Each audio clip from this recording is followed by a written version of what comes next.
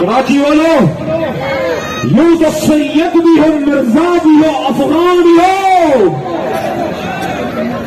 یوں تو سید بھی ہو، مرزا بھی ہو، افغان بھی ہو، تم سبھی کچھ ہو، یہ تو بتاؤ مسلمان بھی ہو؟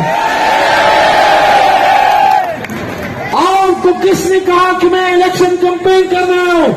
میں کراچی کو جوڑنے آیا ہوں، محبتیں تقسیم کرنے آیا ہوں۔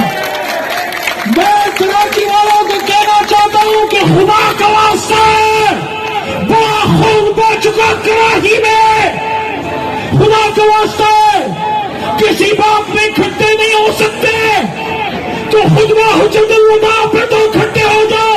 غلام رسول ہو کہ نہیں؟ غلام رسول میں تو میرے بھائیوں موت نہیں، ہم نے کفر کی موت لینی ہے، بہت خون بہ چکا۔ کئی پاک دردی ہمیشہ ٹیپو سلطان کے خون کا خراج مانگے گی۔ اس ملک کی بنیادوں میں شہیدوں کا خون ہے، کیا ہمیشہ ٹیپو سلطان کا خون بہے گا اور میر جعفر اور میر سعادت جو ہے وہ حکومت کرے گا؟ کیا یہ ہمارے نصیب میں ہے؟ قائد نے 1938 میں 47 کی قرارداد سے بھی پہلے فرمایا تھا، جو میں نے اسمبلی میں اس کا ذکر کیا تھا کہ مسلمان مسلم will not accept slavery۔ سمجھ آ رہی ہے؟